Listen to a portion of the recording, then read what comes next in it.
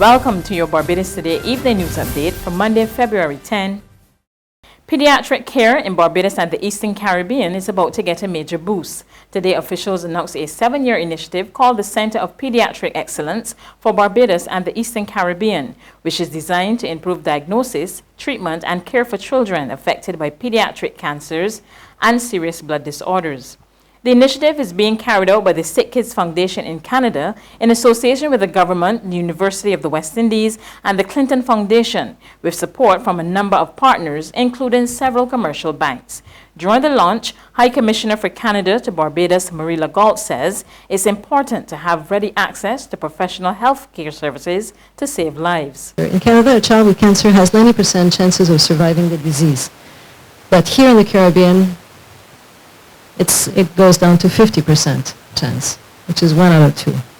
And according to PAHO, the Pan-American Health Organization, in Barbados, children have a 69% survival rate. If you're a parent of a child who has cancer, this is not a good ratio. This is not something you want to see. Executive Chair of the Queen Elizabeth Hospital, Juliet Bino Sutherland, welcomed the program, saying it will take the hospital one step closer to achieving its vision of being the premier provider of tertiary health care. It is our vision at the Queen Elizabeth Hospital to be the premier provider of tertiary health care, an exemplar of good corporate governance, and the employer of first choice in Barbados. Through the assistance of the Les Loy Shaw Family Foundation, Sick Kids Canada, Sick Kids Foundation, and the establishment of this Center of Excellence, we are one step further towards the manifestation of this vision, as this vision captures all elements of our aspiration. The desire to be clinically strong, to have a focus on quality, the desire to ensure that our staff are given opportunities to train and have good capacity development, and importantly, the importance of having teaching and quality built fundamentally into our processes at the hospital. Meanwhile, the Queen Elizabeth Hospital is in line for a $30 million loan to replenish some of its aged equipment.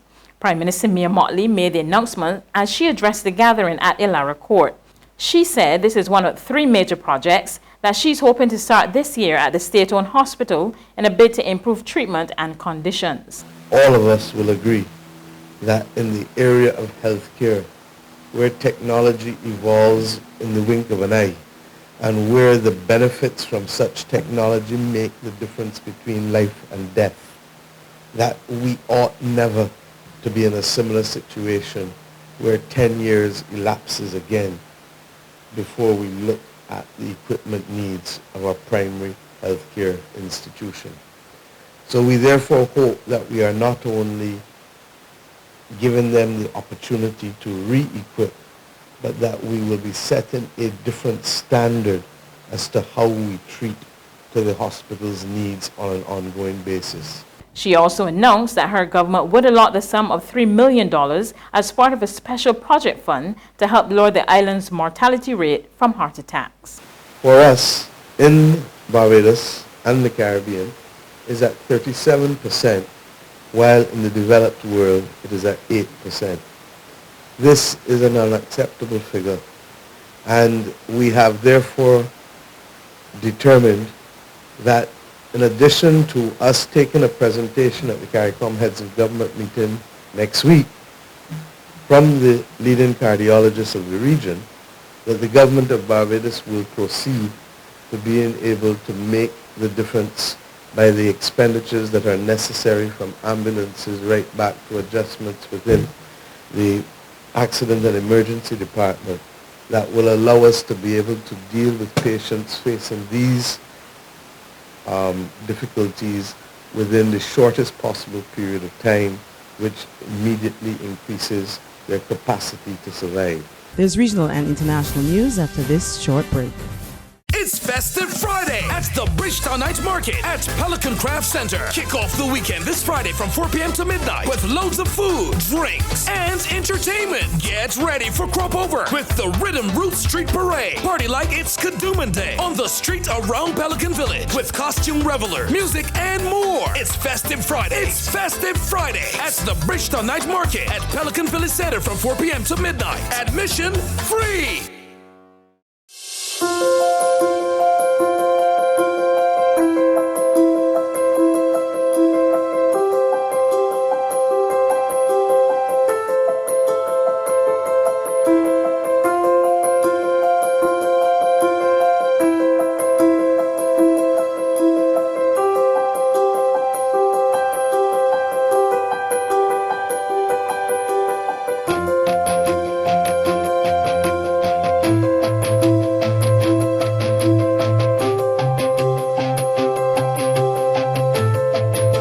Barbados Today, news you can trust.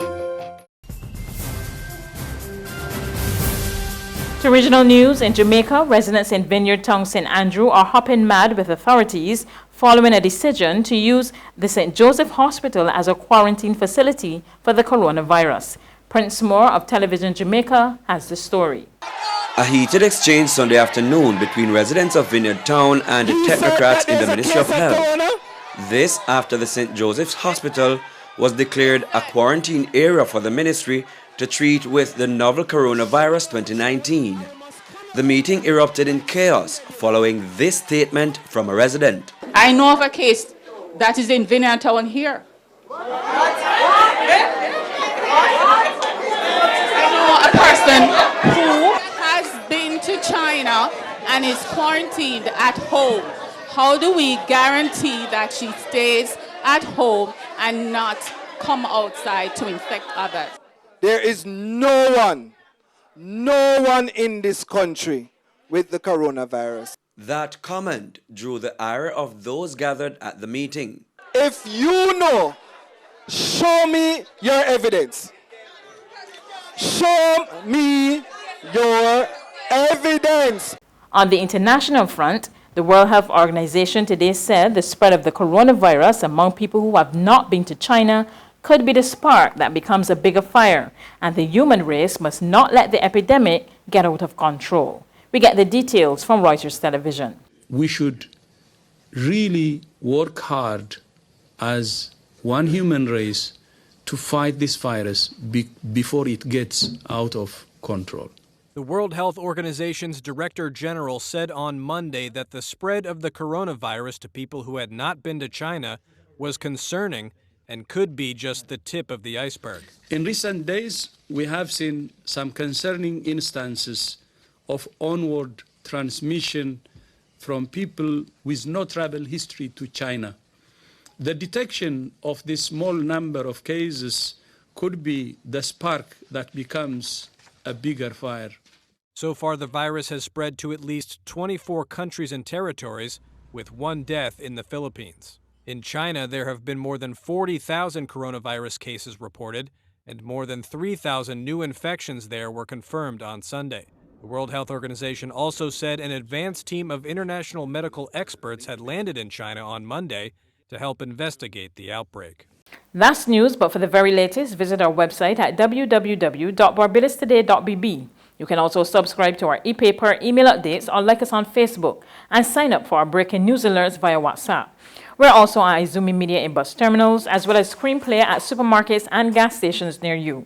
You can also hear us on Mix 96.9 FM and Capital Media HD 99.3 FM.